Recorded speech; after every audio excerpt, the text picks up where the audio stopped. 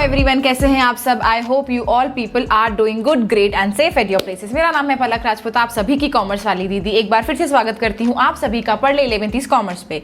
आज का जो टॉपिक है वो अकाउंट्स का टॉपिक होने वाला है। लास्ट टाइम हम लोगों ने बिजनेस टॉपिक कवर किया था और इस बार हमने वन शॉट वीडियो में कवर कर दिया था पूरा चैप्टर। तो ये वाला चैप्टर भी आपका वन शॉट में हो जाएगा क्योंकि चैप्टर बड़ा सा छोटा सा है लेकिन बहुत इंपॉर्टेंट है। छोटा ज़रूर है लेकिन इंपॉर्टेंट बहुत है क्योंकि ये एक फाउंडेशन टाइप पे रहेगा, क्योंकि जितना भी आगे का चैप्टर आप पढ़ने वाले हैं, जो भी चीज़ें आप पढ़ने वाले हैं, वो सब कुछ इसी चैप्टर के ऊपर निर्भर करती हैं। ठीक है, तो बिना किसी टाइम वेस्ट करे हम इस चैप्टर को स्टार्ट करते हैं। लेकिन उससे पहले you guys please make sure कि आप सभी ने चैनल को सब्सक्राइब कर दिया है, लाइक बटन को भी दबा दिया है और बेल आइकन को भी दबा दिया है, जिससे कि आपको कोई भी इंपॉर्टेंट अपडेट कभी भी मिस ना हो। और जब भी कोई न्यू इन्फॉर्मेशन आए, न्यू नोटिफिकेशन आए, तो आप लोगों के पास में सबसे पहले पहुंच जाए। ठीक है, साथ ही साथ आप टेलीग्राम चैनल की लिंक जो कि डिस्क्रिप्शन बॉक्स में दी गई है वहां पर फॉलो कर सकते हैं और इंस्टाग्राम पर भी फॉलो कर सकते हैं जिसका नाम है @parle.in। तो चलो आज की खूबसूरत सभा का प्रारंभ करते हैं बिना किसी देरी के। चैप्टर नंबर 6 ऑफ अकाउंटेंसी को शुरू करते हैं। ठीक है, तो चलो लेट्स बिगिन। तो ये है अकाउंटेंसी का चैप्टर नंबर 6। हमने चैप्टर नंबर 5 तक सारी चीज़ें पढ़ ली थी कि बेसिस क्या होता है, थ्योरी क्या होती है, बेसिक अकाउंटिंग टर्म्स क्या होती हैं, अकाउंटिंग इक्वेशन कैसे बनाई जाती हैं और जो भी सारी चीज़ें थी वो हम लोगों ने देख ली। ठीक है, थ्योरी पार्ट हम कंप्लीट कर चुके हैं। अब धीरे धीरे हम लोग प्रैक्टिकल पार्ट के ऊपर आ रहे हैं और यहाँ से आपके प्रैक्टिकल की फाउंडेशन की शुरुआत होती है और ये मोस्ट इंपॉर्टेंट चैप्टर है। इसको इंपॉर्टेंट मार्क करके रखना, इंपॉर्टेंट ऐसे 10-15 स्टार लिख दोगे तब भी काफ़ी नहीं है। ठीक है, ये बहुत इंपॉर्टेंट चैप्टर है क्योंकि ये रूल समझ लिए तो मतलब सारा जीवन आपका है ना ऐसे केक वॉक हो जाएगा। सारा चैप्टर, सारा सिलेबस, सारी कॉन्सेप्ट आप लोगों के लिए केक वॉक बनने वाले हैं अगर आप लोग ये वाले पोर्शन को, ये वाले पार्ट को, इस चैप्टर को बहुत ध्यान से, बहुत अच्छे से पढ़ते हैं तो। ठीक है, तो मेरी कोशिश रहेगी कि एक गो में पढ़ा दें। वैसे बहुत छोटा, एक गो में हो जाएगा, लेकिन आप लोगों को वन गो में समझ में आ जाए, ये मेरी कोशिश रहेगी। तो चलो, चैप्टर का नाम है accounting procedures, rules of debit and credit. अब ये बाल्टी दिख रही है सुंदर सी जिसमें डेबिट हो रहा है और क्रेडिट हो रहा है। ठीक है, तो अब ये समझेंगे कि डेबिट और क्रेडिट में क्या क्या सीन चल रहे हैं। तो चलो शुरू करते हैं। सबसे पहले आप लोगों को समझने की ज़रूरत है कि अकाउंट का मतलब क्या होता है। ठीक है, बहुत सारी कंफ्यूजन होती है माइंड में कि अकाउंट का मतलब क्या होता है कि हम जो चैप्टर सॉल्व करें, जबकि अकाउंट्स का मतलब वो होता है, वो शॉर्ट फॉर्म है। वैसे कंप्लीट नाम उसका अकाउंटेंसी ही है, वो यूज़ करें हम लोग ज़्यादा बेटर है, बट कोई बात नहीं। पर अकाउंट का मतलब यहाँ पर बोला गया है is a record of transactions under a particular head. एक पर्टिकुलर हेड के अंदर ट्रांजैक्शन को जब हम रिकॉर्ड करते हैं, ठीक है, ऐसे बोल दो राम अकाउंट, जैसे भगवान के अकाउंट बहुत चलते हैं, राम, श्याम, गीता, सीता, इनके अकाउंट्स के अंदर इनकी चीज़ों को रिकॉर्ड करना। ठीक है, वो समझेंगे कि क्या क्या चीज़ों को रिकॉर्ड करना। तो अंडर अ पर्टिकुलर हेड जो भी ट्रांजेक्शन उसके नाम से हुए हैं या उसने करे हैं किसी के लिए, तो उसको उसमें रिकॉर्ड करना कहते हैं, वो पर्टिकुलर अकाउंट कहलाता है। ठीक है, Ram's capital account, Ram's current account, Ram का अकाउंट, सेविंग अकाउंट, जो भी चीज़ें हैं वो अकाउंट के अंदर जाती हैं।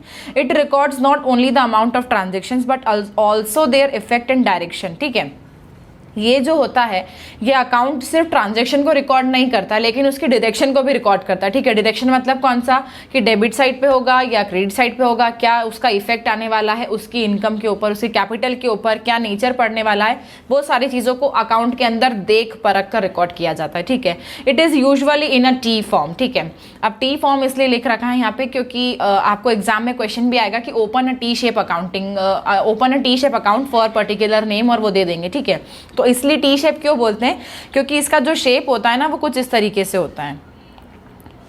जी हाँ, बस इतना सही होता है और इसमें हो जाता है सारी चीज़ें। थोड़ा इसको अच्छे से बना देते हैं तो आप लोगों के लिए इजी होगा। ठीक है, ऐसा होता है, टी शेप अकाउंटिंग ऐसी होती है, बस इधर आ जाता है इधर, लेकिन पर्टिकुलर वे में इसको बनाया जाता है सुंदरता से। तो वो इस तरीके से बनता है कि यहाँ पर लिखते हैं डेट। ठीक है, फिर आता है पर्टिकुलर, फिर रुपीज़, और सेम चीज़ यहाँ फॉलो कर देते हैं कि डेट, पर्टिकुलर और रुपीज़, और ऐसे ऐसे करके अपने अपने कॉलम डाल देते हैं। ठीक है, और ये डेबिट साइड बन जाती है और ये क्रेडिट साइड बन जाती है। ये अकाउंट का फॉर्मेट होता है बनाने के लिए। अब डेट जिस भी तारीख को किया होगा, से मान लो 25 अगस्त को किया होगा, ठीक है, बहुत ही आगे चले गए ना, हम एक हफ्ता आगे चले गए, कोई बात नहीं। 25 अगस्त को किया होगा, जो भी ट्रांजेक्शन किया होगा, परचेस करी होगी, सेल करी होगी, वो यहाँ आ जाएगा, यहाँ अमाउंट आ जाएगा। फिर आपने कुछ भी अकॉर्डिंग टू नेचर देखेंगे, पर अकाउंट फॉर्मेट कैसा बनने वाला, ऐसा बनने वाला, ठीक है। तो ये आप लोगों को ध्यान रखना है कि अकाउंट फॉर्मेट यहाँ आएगा और यहाँ ऊपर इस पार्ट पे उस अकाउंट की हेडिंग आ जाएगी। से कह दो कि ये राम का अकाउंट है तो ये राम अकाउंट आ जाएगा, सीता का अकाउंट है सीता अकाउंट आ जाएगा, और यहाँ फिर लास्ट में लग जाएगा टोटल, दोनों जगह से बैलेंसिंग फिगर जिधर भी आ रहा होगा, और फिर इसको ऐसे क्लोज कर देते डबल लाइन से। डबल लाइन से क्लोज इसलिए किया जाता है क्योंकि ये बता दिया जाता है कि यहाँ पे अकाउंट खत्म हो चुका है, इसके आगे जो ट्रांजेक्शन होने वाले हैं वो सारे नए ट्रांजेक्शन है, ठीक है। जो भी अब तक के जितने ट्रांजेक्शन थे वो डबल लाइन से समझ में आ जाता है कि यहाँ पे अकाउंट हमने क्लोज कर दिया। इसके बाद जो भी ट्रांजेक्शन करूंगी, अगर कंटिन्यू करती हूँ इसके आगे, तो यहाँ पे जो भी ट्रांजेक्शन आएगा वो देखा जाएगा कि वो नया ट्रांजेक्शन है, ठीक है, नए उस पर चल रहा है। यहाँ तक जितने भी ट्रांजेक्शन है वो सारे ऊपर के होते हैं, फिर उसका टोटल नीचे लाके फिर उसमें से करते हैं, ठीक है। अभी क्वेश्चन करोगे जब समझ में आता चला जाएगा। तो अकाउंट का मीनिंग समझ में आया आप लोगों को कि is a record of transactions under a particular head. किसी व्यक्ति के पर्टिकुलर हेड के अंदर, परचेस का परचेस में, सेल्स का सेल्स में, जो भी चीजें हैं उस हेड में रिकॉर्ड करना। और सिर्फ ट्रांजैक्शन को ही रिकॉर्ड करना नहीं, बल्कि उसका इफेक्ट क्या होने वाला है और वो किस डायरेक्शन में जाने वाला है, डेबिट होगा या क्रेडिट होगा, ये हमको नहीं पता है, अभी हम आगे पढ़ेंगे तो ठीक है, वो समझेंगे। तो ये अकाउंट का मीनिंग होता है, ठीक है। अब कोई भी आपसे अकाउंट बोले तो आपको यही डेफिनेशन लिखकर आनी है और ये बोलना है कि it is usually in T form. T form मतलब कि जब जल्दी जल्दी अकाउंट बनाते हैं तो बस ऐसा लिख देते हैं, इधर डेबिट डाल देते हैं, इधर क्रेडिट डाल देते हैं और लिखते चले जाते हैं, ठीक है। तो ये इसलिए ये टी शेप अकाउंटिंग बोला जाता है, ठीक है। अकाउंट्स पढ़ लिए। अब आपको समझना है बहुत important part, meaning of debit and credit. वैसे तो हम लोगों ने जो पास्ट चैप्टर्स क्लियर करे हैं, खत्म करे हैं, कंप्लीट करे हैं, उसमें हम लोगों ने डेबिट और क्रेडिट को समझ के रखा हुआ है कि क्या बताया है, क्या होता है डेबिट का मतलब, क्या होता है क्रेडिट का मतलब। पर यहाँ पर बोला गया है कि debit refers to left side of the account, ठीक है। ये बात याद रखें कि डेबिट हमेशा लेफ्ट साइड पर आने वाला है अकाउंट के, और क्रेडिट जो है वो हमेशा राइट साइड पे आने वाला है अकाउंट के, ठीक है। डेबिट लेफ्ट साइड होगी और क्रेडिट राइट साइड होगी, debit left side, credit right side, ठीक है। बढ़ेगा कम होगा, कम होगा बढ़ेगा, जो भी होगा वो आगे देखेंगे। इसमें और एक बात बोली गई है, इसको अंडरलाइन कर लो, मतलब ये वाला कि debit refers to left side and credit refers to right side. अब उन्होंने बोला है कि बोथ डेबिट एंड क्रेडिट में रिप्रेजेंट ईदर इंक्रीज और डिक्रीज, दोनों ही हो सकता है। डेबिट में बढ़ने वाले भी आ सकते हैं, डेबिट कम भी हो सकता है, और क्रेडिट में भी इंक्रीज भी आ सकता है, डिक्रीज भी आता है, depending upon the nature of account, ठीक है। अकाउंट का नेचर क्या है उसके हिसाब से आपका डेबिट और क्रेडिट डिक्रीज और इंक्रीज को डिसाइड करेगा। तो हम इसको आगे पढ़ेंगे कि नेचर ऑफ अकाउंट में क्या पढ़ने को मिलेगा हमको, तो उससे समझ में आएगा कि ये वाले डेबिट से हम इंक्रीज करेंगे या डिक्रीज करेंगे, ठीक है। तो ये है आप लोगों के लिए डेबिट और क्रेडिट का मीनिंग इस चैप्टर के लिए, कि डेबिट आपकी लेफ्ट साइड बनेगी और क्रेडिट आपकी राइट साइड बनने वाली, ठीक है। दोनों ही साइड पर डिक्रीज इंक्रीज देखा जाएगा, पर वो अकॉर्डिंग टू ट्रांजेक्शन और according to nature of account हम लोग उसको देखेंगे। चलो आगे चलते हैं। क्लासिफिकेशन ऑफ अकाउंट में आप लोगों को देखना है अब ट्रेडिशनल अप्रोच और मॉडर्न अप्रोच, ये दो अप्रोच फॉलो की जाती हैं और इन अप्रोचेस को आप लोगों को पढ़ना, और उसी के आगे आपको जितने भी क्वेश्चन है, लेजर होगा, सबसे पहले जर्नल पढ़ने को मिलेगा, तो वो सारी एंट्रीज आपकी इन्हीं अप्रोचेस के ऊपर बनेगी। जितने भी अकाउंट आप लोगों के बनेंगे वो इसी तरीके से एंट्री पास होगी, उन्हीं के अकाउंट बनेंगे और फिर वो देखने को मिलेगा आपको, ठीक है। तो ट्रेडिशनल अप्रोच जो होती है उसको कहते हैं इंग्लिश अप्रोच, और मॉडर्न अप्रोच जो है वो अकाउंटिंग इक्वेशन कहलाती है। जो हम लोगों ने अकाउंटिंग इक्वेशन में पढ़ा था ना, assets is equals to liabilities plus capital, वो वाली चीज यहाँ पे देखने को बोलते हैं, या फिर इसको अमेरिकन अप्रोच भी बोला जा सकता है। एग्जाम में कोई भी पेट नेम पूछ लिया जाए तो आप लोगों को इन्हीं को लिख कर आना है, ठीक है। अब टाइप्स ऑफ अकाउंट में क्या क्या आ जाता है, इसमें चलते हैं। सबसे पहले दो चीज, पर्सनल और इम्पर्सनल, ठीक है। पर्सनल में आ जाता है नेचुरल, आर्टिफिशियल और रिप्रेजेंटेटिव, और इम्पर्सनल में आता है रियल अकाउंट और नॉमिनल अकाउंट, ठीक है। तो ये ट्रेडिशनल अप्रोच वाले हैं कि ट्रेडिशनल अप्रोच के अंदर जो टाइप्स ऑफ अकाउंट होते हैं वो दो तरीके से होते हैं। पहला होता है पर्सनल अकाउंट, दूसरा होता है इम्पर्सनल। पर्सनल के भी 3 सब हेड है। सबसे पहला है उसमें नेचुरल, आर्टिफिशियल और रिप्रेजेंटेटिव, और इम्पर्सनल में आता है रियल अकाउंट और नॉमिनल अकाउंट, ठीक है। इतना आप लोगों को याद रखना है। अब पहले चलते हैं हम लोग पर्सनल अकाउंट की तरफ कि पर्सनल अकाउंट क्या होते हैं। पर्सनल पढ़ते समझ में आ रहा है, जो किसी का पर्सनल हो, ठीक है। पर्सनल अकाउंट का मतलब होता है which is related to person, जो कि किसी व्यक्ति से, किसी की पर्सनल चीज से जुड़ा हुआ हो, वो कहलाता है हमारे लिए पर्सनल अकाउंट। कोई भी पर्सन हो सकता है, वो या तो इंडिविजुअल फर्म्स हो सकती है, कंपनीज हो सकता है, डेटर्स हो सकते हैं, क्रेडिटर्स हो सकते हैं, ये सारे हमारे कौन होते हैं, पर्सनल अकाउंट होते हैं, ठीक है। पर्सनल अकाउंट को 3 कैटेगरीज के अंदर बांटा गया है। सबसे पहला होता है नेचुरल पर्सन, आर्टिफिशियल और रिप्रेजेंटेटिव।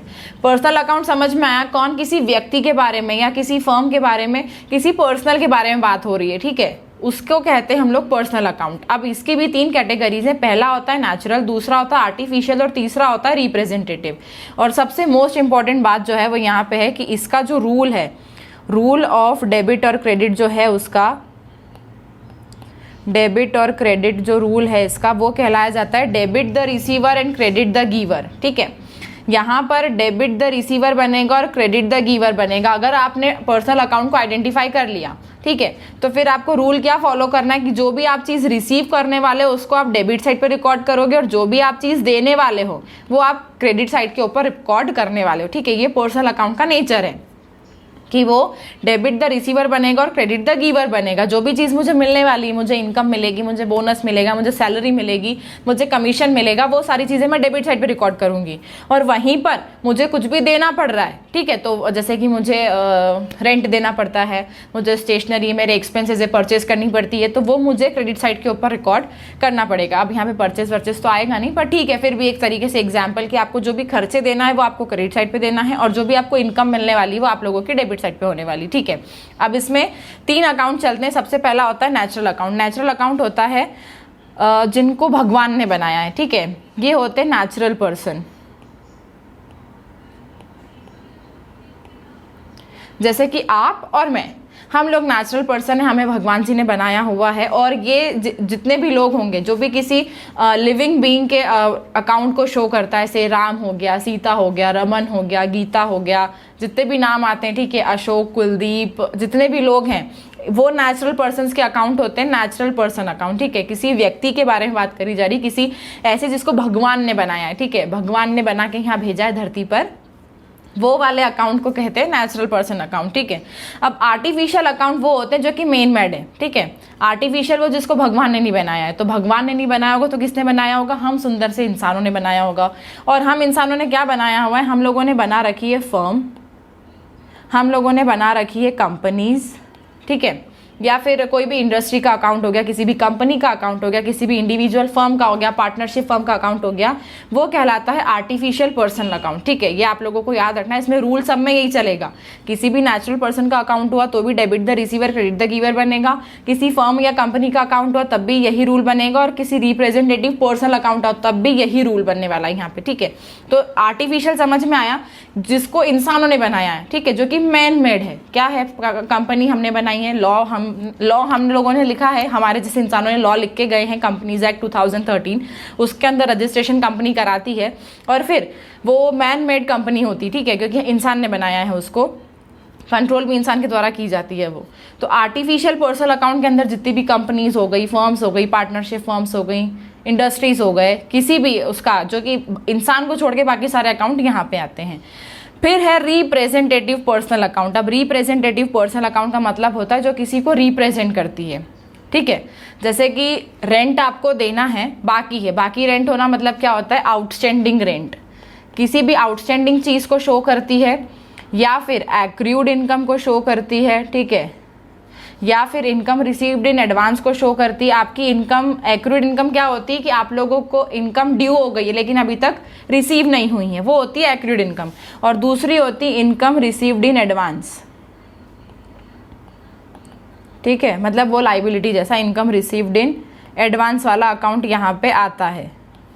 ठीक है, कि ये जो रिप्रेजेंटेटिव पर्सनल अकाउंट है किसी को रिप्रेजेंट करता है। जैसे कि आपका रेंट आउटस्टैंडिंग है, आपकी सैलरी आउटस्टैंडिंग है, आपको कमीशन आउटस्टैंडिंग है, आपको कुछ चीज़ पे करना है, वो बची हुई है, अभी भी स्टिल आप लोगों को देना है, वो ड्यू हो गई पर आप लोगों ने दी नहीं है, वो ड्यू हो गई पर आपको मिली नहीं है, तो वो जो अकाउंट होते हैं ना, वो सारे के सारे यहाँ आते हैं, इस रिप्रेजेंटेटिव पर्सनल अकाउंट के अंदर उसको रिकॉर्ड किया जाता है। रूल सेम फॉलो किया जाता है, debit the receiver credit the giver, ये वाली चीज़ फॉलो होती है। हम जब क्वेश्चंस को सॉल्व करेंगे तब आप लोगों को समझ में आ जाएगा। पर अगर आप लोगों से बोल दिया जाए कि राम अकाउंट कौन से अकाउंट में आता है, तो वो बोलना पड़ेगा कि पर्सनल अकाउंट में आता है, और पर्सनल के भी नेचुरल पर्सनल अकाउंट में आता है। ठीक है, बोल दिया कि रिलायंस कंपनी का अकाउंट किस में आएगा, तो आप बोलोगे कि पर्सनल अकाउंट के आर्टिफिशियल पर्सनल अकाउंट के अंदर आएगा, ठीक है। फिर आपसे बोल दिया कि आउटस्टैंडिंग रेंट का अकाउंट कहाँ जाएगा, तो बोलोगे पर्सनल अकाउंट में जाएगा और वो रिप्रेजेंटेटिव पर्सनल अकाउंट के अंदर आएगा, ठीक है। इसका रूल बताओ, तो रूल यही रहेगा कि debit the receiver credit the giver. जो मुझे मिलने वाला है वो मैं डेबिट करूंगी, जो मुझे देना है वो मैं क्रेडिट करूंगी, ठीक है, ओके। अब चलते हैं इम्पर्सनल अकाउंट, जो कि इसी का टाइप है, हमारी ट्रेडिशनल अप्रोच का दूसरा अकाउंट का टाइप है इम्पर्सनल अकाउंट। इसके अंदर दो अकाउंट चलते हैं। इम्पर्सनल अकाउंट्स जो होते हैं जो कि पर्सनल नहीं है, तो पर्सनल क्या क्या नहीं हो सकते हैं, जो कि मशीनरी होती है हमारी, कैश ट्रांजेक्शन्स होते हैं, रेंट अकाउंट होता है, ये सारे होते हैं हमारे इम्पर्सनल। अब आप लोग सोचोगे दीदी ने रेंट तो पीछे ही पढ़ा दिया, पर रेंट यहाँ पर कौन सा रेंट होता है, जो कि आउटस्टैंडिंग नहीं है, ठीक है, जो कि एडवांस में रिसीव किया हुआ नहीं है, जो प्रीपेड नहीं है और जो ना कि आउटस्टैंडिंग नहीं है, वो वाला रेंट यहाँ पे आता है। सॉरी, यहाँ पे सारी outstanding, accrued income, received in advance या फिर प्रीपेड, आपने पहले से कोई चीज पे कर दी है, उसके लिए बनता है यहाँ पे रिप्रेजेंटेटिव अकाउंट। लेकिन इम्पर्सनल अकाउंट के अंदर जो चीज एक्चुअल पे कर दी, रेंट देना था दे दिया, सैलरी देनी थी दे दी थी, ना तो वो आउटस्टैंडिंग है ना तो वो प्रीपेड है, यहाँ पे वो वाली चीजें नहीं आती हैं। ये लोग होते हैं इम्पर्सनल अकाउंट, जो कि पर्सनल नहीं है, जैसे कि मशीनरी हो गया, प्लांट अकाउंट हो गया, लैंड बिल्डिंग, जितनी भी आपकी असेट्स बनेंगी बाकी, ठीक है, फर्नीचर हो गया आपका, वो सारे आएंगे यहाँ पे इम्पर्सनल में। अब इसमें भी दो अकाउंट्स चलते हैं। सबसे पहला आता है यहाँ पे रियल अकाउंट और दूसरा आता है नॉमिनल, ठीक है। रियल अकाउंट जो होते हैं वो नॉमिनल अकाउंट पहले बता देती हूँ। नॉमिनल अकाउंट के अंदर जो भी लोग आते हैं, नॉमिनल अकाउंट के अंदर जितने भी रेवेन्यूज होते हैं हमारे, रेवेन्यूज का मतलब होता है हमारा इनकम, और नॉमिनल अकाउंट के अंदर हमारी रेवेन्यूज और एक्सपेंसेस आते हैं, ठीक है, एक्सपेंसेस या लॉस, ठीक है। और रियल अकाउंट के अंदर हमारी वो चीज़ें आती हैं जो कि हमारे पास में, जैसे मशीनरी आ गया, प्लांट बिल्डिंग लैंड, ये सारे लोग आ जाते हैं। अब दूसरी चीज़, इम्पर्सनल के अंदर, रियल अकाउंट के अंदर डेटर्स नहीं आते हैं, ठीक है। डेटर्स क्यों नहीं आएंगे, क्योंकि डेटर्स कौन है, नेचुरल पर्सन है, जिसे भगवान ने बना के भेजा है, ठीक है। डेटर्स कौन हो सकता है, या तो कोई व्यक्ति से आप लोगों ने उधार लिया होगा या तो फिर किसी बैंक से लिया होगा। अगर बैंक होगी तो वो आर्टिफिशियल में चली जाएगी, नेचुरल होगी मतलब कोई व्यक्ति होगा तो वो नेचुरल में चला जाएगा। तो इसीलिए रियल अकाउंट के अंदर आपकी सारी असेट्स आती हैं, ठीक है, जैसे कि मशीनरी हो गया, प्लांट हो गया, फर्नीचर हो गया, लैंड बिल्डिंग, पर डेटर्स को हटा के, क्योंकि डेटर्स कौन होते हैं, पर्सनल लोग होते हैं जिनको भगवान ने बना के भेजा है। पर यहाँ पे वो भगवान वाली चीज़ें नहीं आती हैं, जो कि पर्सनल नहीं है, वो यहाँ पर रिकॉर्ड हम लोग करते हैं, ठीक है। इसलिए यहाँ पर डेटर्स को एक्सक्लूड कर दिया जाता है, ये चीज़ आप लिख दो, एक्सक्लूडिंग डेटर्स, ठीक है, एक्सक्लूडिंग डेटर्स, ये लोग आप लोगों की एसेट्स पर्सनल वाले अकाउंट पे चली जाएंगी। समझ में आया इतना कि रियल अकाउंट में कौन आने वाली है, आपकी जितनी भी असेट्स होती हैं, मशीनरी हो गई, प्लांट हो गया, लैंड हो गया, बिल्डिंग हो गया, वो, लेकिन डेटर्स को एक्सक्लूड कर देंगे, क्योंकि डेटर्स कौन है हमारे लिए, पर्सनल लोग जिनको भगवान ने बना के भेजा है, और इम्पर्सनल में वो लोग नहीं आ सकते। नॉमिनल में जितने भी आपकी इनकम होगी और एक्सपेंसेस होगी वो आप लोगों को यहाँ पे देखने को मिलेगा। अब इसका आप लोगों को रूल लिखाना है मुझे, तो रूल लिखने के लिए जगह चाहिए। तो इम्पर्सनल अकाउंट के अंदर आप लोगों को क्या क्या चीज़ें देखने को मिलेंगी, वो लोग जो कि पर्सनल नहीं है, ठीक है, जो कि पर्सनल से बाहर आ जाएंगे वो सारे इम्पर्सनल के अंदर आ जाते हैं। इम्पर्सनल के दो लोग होते हैं, एक होता है रियल, दूसरा होता है नॉमिनल। रियल अकाउंट के अंदर जो भी जितनी भी असेट्स होती हैं आपकी, plant machinery goodwill trademark patent, जितने लोग हैं, लेकिन डेटर्स को हटा के सारी असेट्स यहाँ पे आएंगी। नॉमिनल अकाउंट के अंदर आएगा आपका एक्सपेंस और आपकी इनकम, ठीक है। अब रूल जो बनता है रियल अकाउंट के लिए वो बनता है कि debit what comes in, debit क्या करेंगे, जो कि मुझे मिलने वाला है, असेट आएगी मेरे पास में तो मैं डेबिट करूंगी, गुडविल मेरी बढ़ेगी तो मैं डेबिट करूंगी, मशीनरी मेरी बढ़ेगी तो मैं डेबिट करूंगी, और वहीं पर मेरी गुडविल कम होगी तो मैं उससे कर दूंगी credit. Debit what comes in, credit what goes out, ठीक है। वहीं पर रूल है नॉमिनल अकाउंट के लिए कि debit all expenses and losses. आपको नॉमिनल अकाउंट में कौन लोग रहेंगे, जितने भी एक्सपेंसेस हैं आपके वो आप लोग डेबिट करोगे, और जितने भी इनकम है आप लोगों की वो आप लोग करोगे क्रेडिट, ठीक है। इनकम को आप लोग क्रेडिट करोगे, जो भी आपको प्रॉफिट होगा, इनकम होगा, गेन होगा, वो आप क्रेडिट करोगे, जो भी आपको एक्सपेंस होगा, आपका लॉस होगा, वो आप लोग डेबिट करने वाले हो। तो ये है इम्पर्सनल अकाउंट के बारे में थोड़ी सी विशेषता चर्चा जो आप लोगों को यहाँ समझा दी गई है, ठीक है। तो आई होप आप लोगों को समझ में आया होगा। अब चलते हैं मॉडर्न अप्रोच। ये बहुत सुंदर है और बहुत सिंपल है, ठीक है। इसको याद करने का एक मेमोरी रूल है, वो मैं आप लोगों को लिखवाऊंगी कि आप लोगों को कैसे याद करना है इसको। पर मॉडर्न अप्रोच ना बड़ी क्लियर है, मैं इसको यहाँ लिख देती हूँ कि मॉडर्न अप्रोच जो है ना वो बड़ी क्लियर है, मॉडर्न अप्रोच बड़ी क्लियर है, ठीक है। मॉडर्न अप्रोच के अंदर क्या होता है कि जितने भी अकाउंट्स होते हैं, ये इम्पर्सनल, रियल, नॉमिनल, इनका खर्चा हटा के सीधे सीधे क्या कर दिया है कि उन्होंने 5 कैटेगरीज के अंदर चीज़ों को बांट दिया है। सबसे पहला है असेट, लाइबिलिटी, कैपिटल, रेवेन्यू और एक्सपेंस। इन 5 हेड्स के अंदर चीज़ों को बांट दिया है। अब जो जो जिस नेचर की होगी वो उसके अंदर डालोगे और फिर उसके हिसाब से आप लोग उसको कैलकुलेट कर दोगे, उसके लिए रूल यूज़ कर लोगे। तो इसलिए यहाँ बोला कि मॉडर्न अप्रोच बड़ी सस्ती, सुंदर और क्लियर है। अब क्लियर कैसे कि C stands for capital, L stands for liability, E stands for expense, A stands for asset और R फॉर रेवेन्यू। ठीक है, ये बड़ी क्लियर है मेमोरी रूल कि मॉडर्न अप्रोच में कौन लोग आते, तो बड़ी सुंदर सी कि मॉडर्न अप्रोच मेरे लिए बड़ी क्लियर है, साफ सुंदर। इतना कुछ याद रखना है कि debit what comes in, credit the receiver, क्या कुछ याद नहीं करना है। सिर्फ ये देखना है कि असेट है, बढ़ेगी तो डेबिट करेंगे, कम होगी तो क्रेडिट कर देंगे। ठीक है, तो ये सारी चीज़ों को देखना है। इसके अंदर 5 हेड्स के अंदर आप लोगों को चीज़ों को रखना है और उसके हिसाब से काम करना है। अब यहाँ पर रूल बता दिया है उन्होंने, रूल ऑफ डेबिट क्रेडिट कैसे यूज़ करेंगे यहाँ पे कि अगर असेट्स होती है तो असेट जब बढ़ती है मेरी, जैसे से मैं मशीनरी खरीद के आऊँगी तो मेरी असेट के अंदर इंक्रीज हो रहा है। अगर इंक्रीज होता है तो मैं करूँगी उसको डेबिट, अगर वहीं डिक्रीज होती तो कर दूँगी उसको क्रेडिट। ठीक है, असेट कम हो गई, इसे बेच दिया, बेचने से क्या हो जाएगा, मेरी असेट कम हो जाती तो वहाँ पर क्या आ जाएगा, वो डिक्रीज हो जाएगा। लाइबिलिटीज़ का तो नेचर ही क्रेडिट होता है। ठीक है, उसका ओपनिंग बैलेंस ही क्रेडिट में आता है। तो लाइबिलिटीज़ अगर मेरी बढ़ेंगी, बैंक लोन हो गया, क्रेडिटर्स हो गए, किसी को आपको कुछ पे करना है तो वो अगर बढ़ने वाला है, ठीक है, आउटस्टैंडिंग जो होते हैं हमारे, अगर वो बढ़ रहे हैं तो हम उसको कर देंगे क्रेडिट, और अगर वो कम हो रहे हैं तो हम उनको कर देंगे डेबिट। ठीक है, अपोजिट इफेक्ट है, असेट बढ़ेगी तो डेबिट करेंगे, असेट कम होगी तो क्रेडिट करेंगे, लाइबिलिटीज़ बढ़ेगी तो क्रेडिट करेंगे, लाइबिलिटीज़ कम होगी तो हम उसको डेबिट करेंगे। कैपिटल भी हमारी जो उसका ओपनिंग है वो कैपिटल का नेचर हमारा क्रेडिट नेचर पे आता है। तो अगर कैपिटल बढ़ती है, कैपिटल प्लस ड्राइंग्स, ठीक है, क्योंकि अगर व्यक्ति पैसा निकालता है, यहाँ पे ड्राइंग्स भी लिख लो,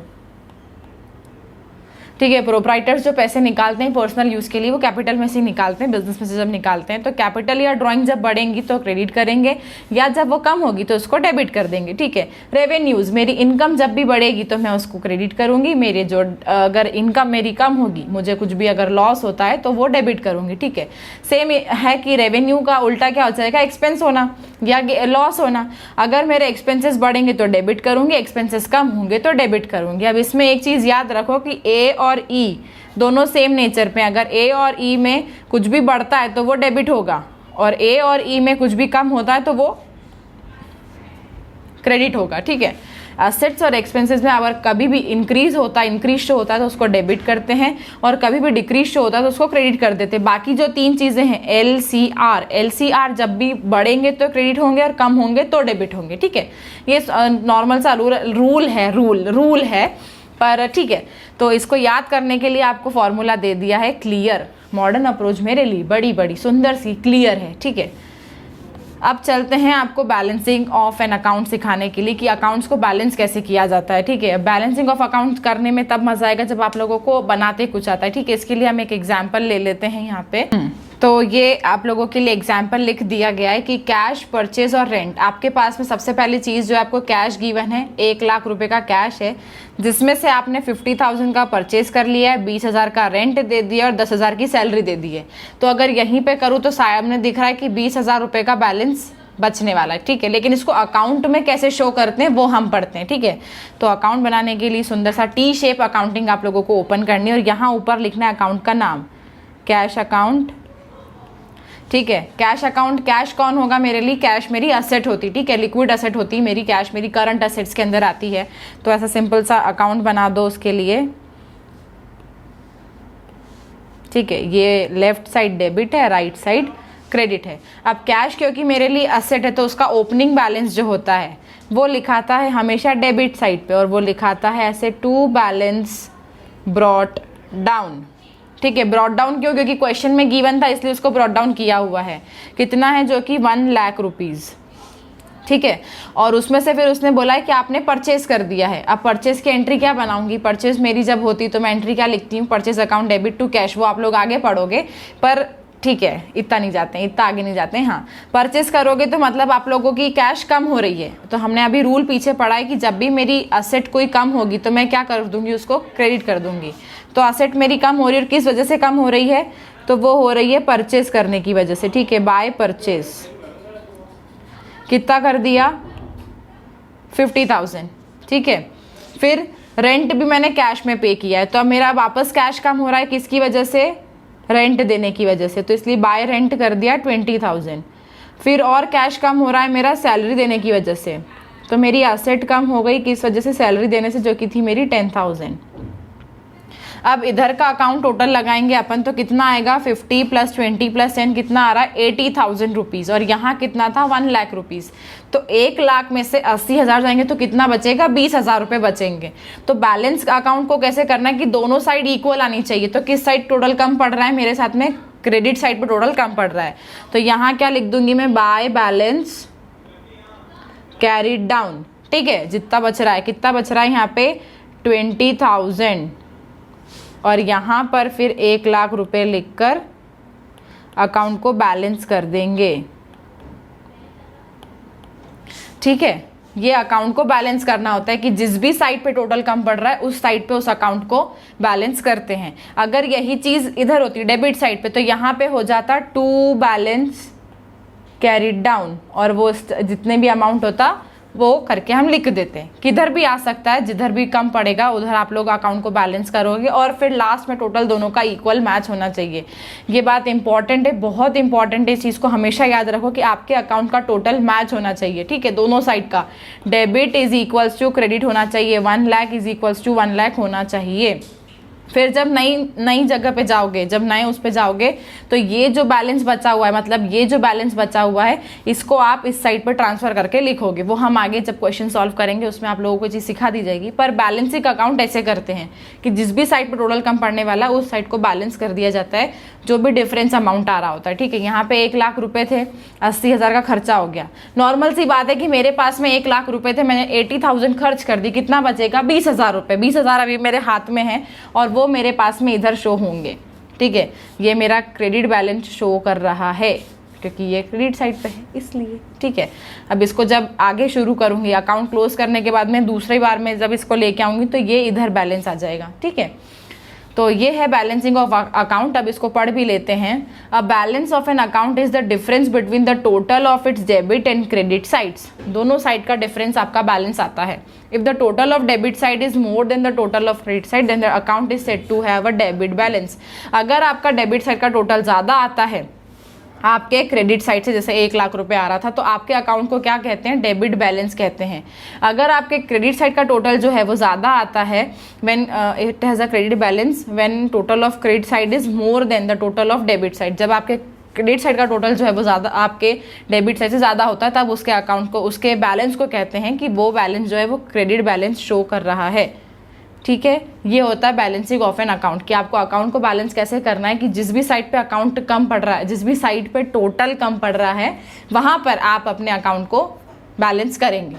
और जैसे ही प्रैक्टिकल क्वेश्चंस करने आओगे और समझ में आता जाएगा कि कैसे करना है, क्या करना है। थ्योरी पढ़ने में ज़्यादा समझ में नहीं आता है कि कैसे करेंगे, पर जब क्वेश्चन सॉल्व करोगे, मतलब नेक्स्ट वीडियो जो कि आप लोगों की इसके क्वेश्चन के लिए होगी, क्योंकि जब मैंने अकाउंटिंग इक्वेशन पढ़ाया था तो तब क्या हो गया था कि क्वेश्चन एक ही फ्लो में हो गए थे, तो क्वेश्चन समझ नहीं आ पा रहे थे कि कैसे करेंगे। क्वेश्चन एक लेक्चर में कवर नहीं कर पा रहे थे, तो इसलिए इसके जो क्वेश्चन है, इसके जो प्रैक्टिकल क्वेश्चन है, वो अलग से वीडियो बनाएंगे उसके ऊपर, ताकि उस दिन पूरा क्वेश्चन ही सॉल्व कराएंगे, ठीक है। तो जिससे रहेगा कि अगर क्वेश्चन के जो डाउट होंगे वो वहीं के वहीं सॉल्व करवा देंगे। अभी आप लोगों को चैप्टर का ओवरव्यू दे दिया है कि क्या होता है डेबिट क्रेडिट, क्या होती है, मॉडर्न अप्रोच क्या है, क्लियर है।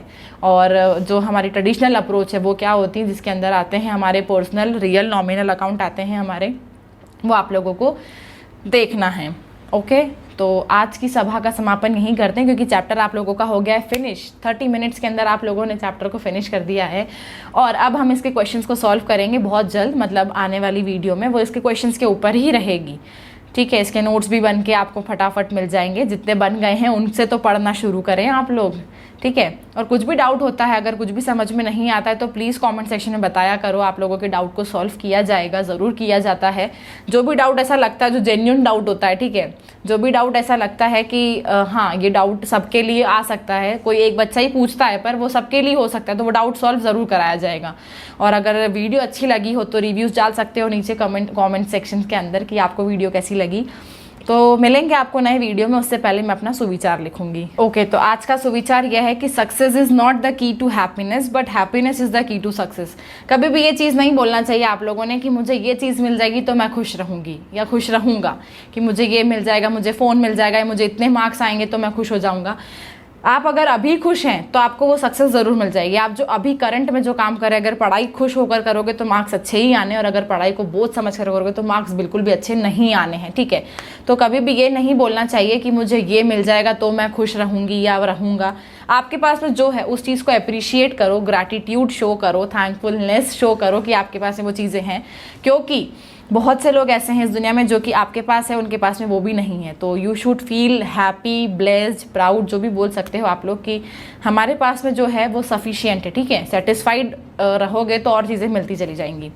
तो सक्सेस पानी है तो खुश रहना सीखना पड़ेगा।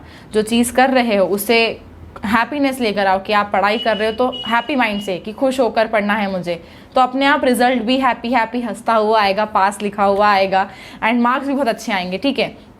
तो ये आज का सुविचार था कि success is not the key to happiness but happiness is the key to success.